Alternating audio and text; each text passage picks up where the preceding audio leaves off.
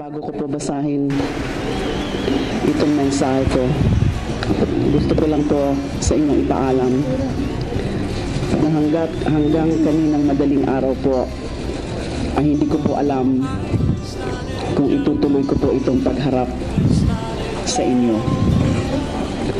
Mula ho kasi kahapon hanggang kanina at kahit na hanggang ngayon sa sandaling ito, marami pong nagte-text sa akin. Sinasabi yung kanilang suporta. Pero ang iba sa kanila, ang sabi ko,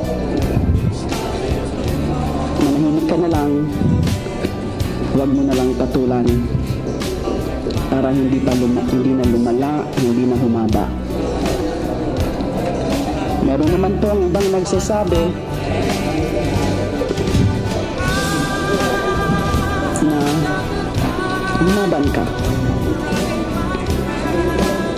Pagtanggol mo sarili mo.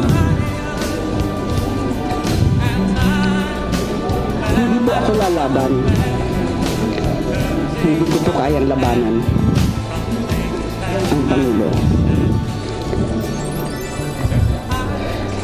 Unang-una, hindi ko nga alam kung anong kasalanan ko sa kanya. Pero napag-isipan ko po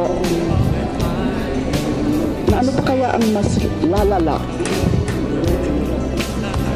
sa ginagawa na nila sa akin ngayon,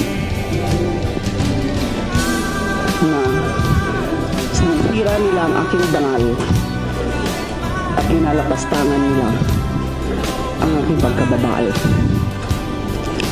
Meron pa kayang lalala dyan? Malinaw naman po sa ating lahat ng mga disenteng tao na ang pagsisira sa dangal mo at sa magandang pangalan mo ay higit na mas malala sa pagsira sa buhay mo. At naisip ko rin po, kaysa naman kung isa-isahin ko kayong harapin dahil nga